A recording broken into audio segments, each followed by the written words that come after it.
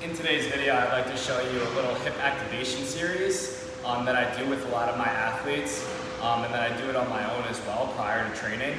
Basically, we want to activate our hip flexors to be able to drive our leg up. We also want to activate our gluteus medius as well. We go all day long sitting. A lot of us sit, whether you have a sitting job or whether you're at school, and we put ourselves in a position where our hip flexors are shortened, and over time they become weak.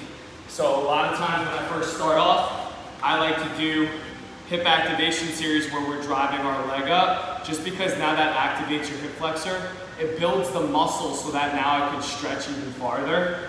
And then we also build gluteus medius by flipping over and working on our fire hydrants and our kickbacks. I'm just going to show you right now. I'm going to go through the routine. I would like for you guys to follow along. All right, we're going to do 10 reps, almost each exercise, and we're just going to speed through it there.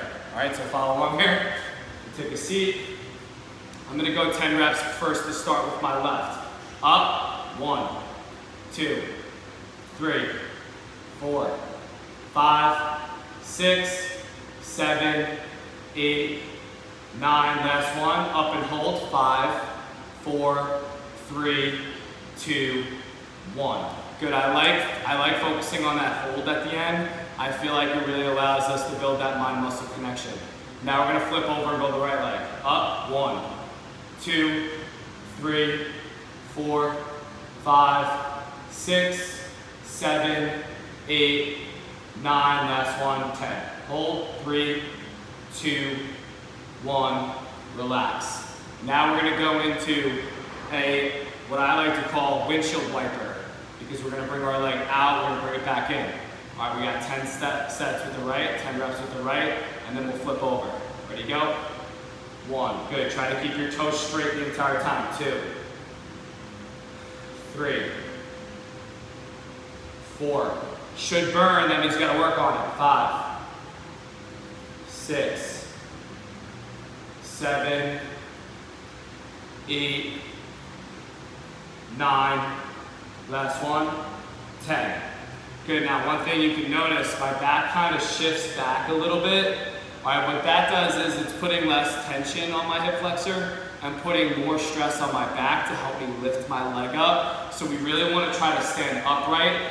All right, again, this is something that I'm working on every single day. All right, you can never be too good at building these muscle groups. And each day when we sit for long periods of time, whether we're driving, whether we're at school, all right, over the course of time, these muscles get deactivated, so they do become weak. So that's why it's important every session we are working on this prior to training. Now we're going to go right leg, same thing, 10. Keep your toe up straight, try to stay as tall as you can. 1, 2, 3, 4, 5, 6, 7, good, toe straight. 8, 9, last one. 10, awesome. All right, from there we're going to flip over. We just activated hip flexor. Now we're going to activate gluteus medius. All right, so our gluteus medius are super important to keep our leg straight when we're sprinting. So if I'm sprinting forward and I have a weak gluteus medius, all right, my leg will tend to wobble. Or if you're squatting, you're ever squatting down and your knee caves in, all right, that's because of your hips being weak. We have to develop hip strength. I see it in a lot of youth athletes. I even see it in a lot of older athletes and older people. I have weak hips, so it's really important that we work on these activation exercises about 3 to 4 times a week. So now we're going to go here. All right, I'm going to do fire hydrants just with this left leg. All right, I'm going to drive up 10 times. And right from that 10, so I'm here, right after that 10, I'm going to do 10 kickbacks. All right, so follow along here with me, and we will go together. Up, 1, 2, 3, 4, 5, 6, 7, 8, 9, last one, 10, hold, 3, 2, 1, right into our kickbacks. 1, 2, good, you're just straightening your leg out in the back. 3, 4, 5, 6, 7, good, squeeze your core, 8, 9, last one, 10, hold, 3, 2, 1. Good, now we're gonna flip over and do the other leg. All right, super important that we work on both, and a lot of times if we do one side first, then the next time we should do the opposite side first. It's all a balance key. We're trying to keep everything balanced. All right, so if I was to be doing two sets of these, and I did this first one with my left leg, the next time I do this set, I want to start with my right. So now I'm here, we're gonna go right leg, again, 10, hold, and then another 10 and hold. Ready, up, 1, 2, 3, 4, 5, 6, 7, 8, 9, last one, up and hold, 4, 3, 2, 1. Good, right into our kickbacks. 1, 2, 3, 4, 5, 6, 7, 8. Good, keep your back straight. 9, squeeze your core. Up, hold. 5, 4, 3, 2, 1, and relax. All right, so that's kind of a simple progression. I like to start off with those 4 as a base for exercise and a base for hip activation. We can sprinkle in more things, but it's really important that we get our foundational strength first before we move on into other exercises and other routines.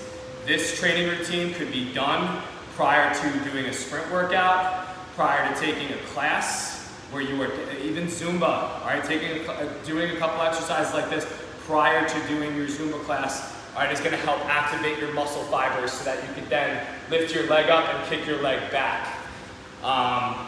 Strength training, all right, if you're out here, if you're deadlifting, if you're squatting, all right, start off with a couple sets of these, all right, because over time, if our hip flexors aren't activated, and if our gluteus medius isn't activated, then it's putting extra stress on all of these other muscle units.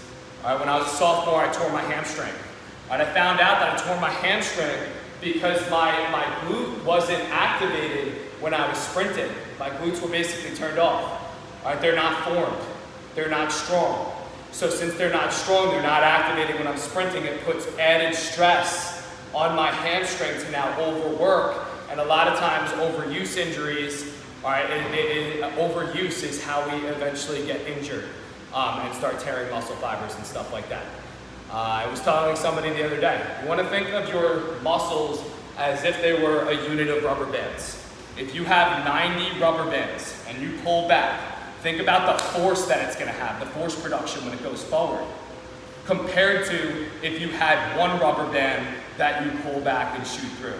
You want all your muscle groups firing at once. And that's something that I really try to take pride in, and I really try to focus on as like our main priority in regards to training, is to just try to figure out a way to get all of these muscle units in your body to be working at one.